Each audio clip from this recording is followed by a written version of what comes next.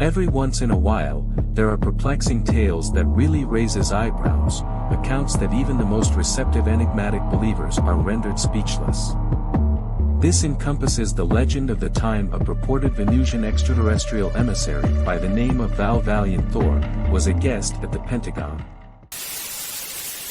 Whistleblower Phil Schneider, a former government engineer who worked in military underground bases, claimed to have met with Valiant Thor. One of the aliens been working for the United States Pentagon for the last 58 years. His name is Valiant Thor. He's right here. He basically hasn't changed. He lives for 490 years, is what he says his lifespan is.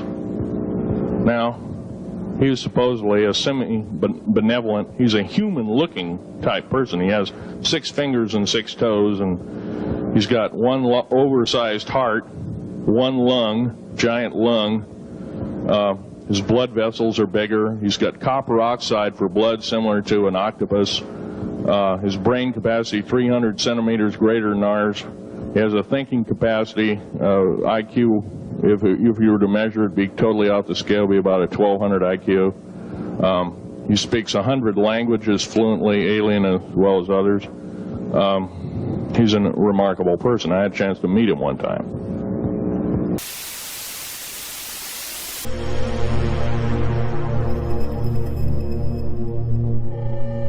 This story begins with the account of a Pentagon high-ranking official, Harley Andrew Byrd, who received a panicked call in the winter of 1957 from 2 Virginia police officers that reported to have seen a UFO land on a farmer's field.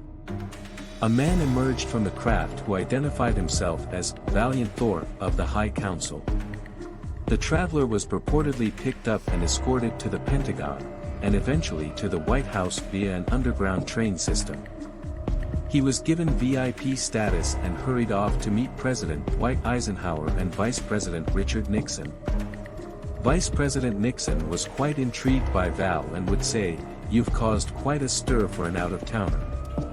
Val would spend some time discussing global issues with the president and would offer advice and counsel on how to address and resolve them. He indicated that the world was in a detrimental situation, and if the world continued in its projection of war, it would result in an economic imbalance throughout the world. Val revealed that scrutiny into human affairs increased with the use of atomic weapons. He conveyed that his race resided underground on the planet we refer to as Venus, and that many worlds throughout the universe supported itself in the same manner. Val insinuated that more aliens would be coming to Earth's aid in the future to help with its insurmountable problems. After the meeting, Val would be led back to the Pentagon and given a lavish furnished apartment where he would remain for the next 3 years. At the time he was still in communication with his starship and would teleport himself back and forth at will.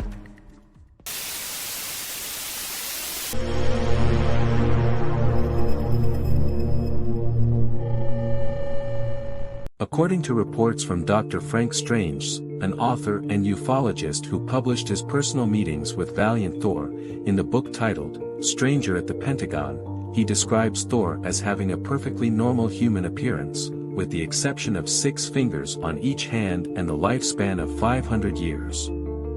He was described as about 6 foot tall and around 185 pounds, with a slight tan, wavy hair and brown eyes. These traits were also shared with his other 3 Venusian companions, Dawn, Jill, and Tanya, who also looked like regular humans, so much so, that they could easily walk the streets without anyone batting an eyelid.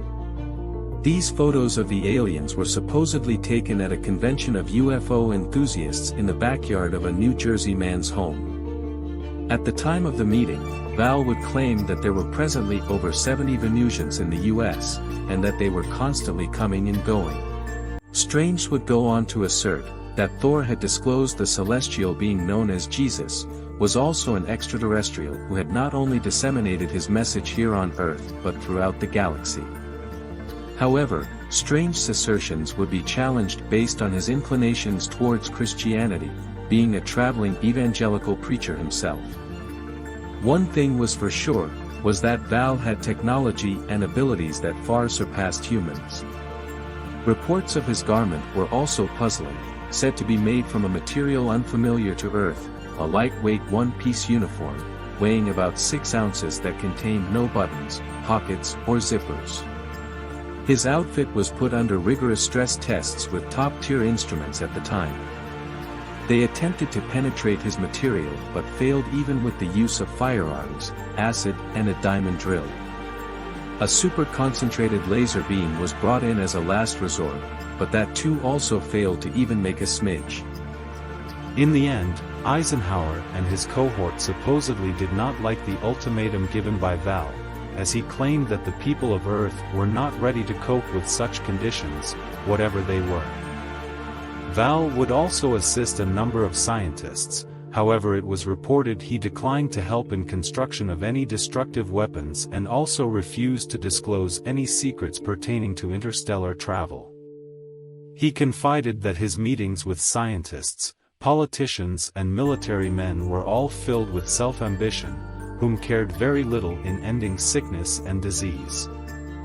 Val was told numerous times that his presence and ideas threatened the political, economic and religious structure, and those at the head of those institutions feared losing grip on their positions should they adhere to his ultimatums.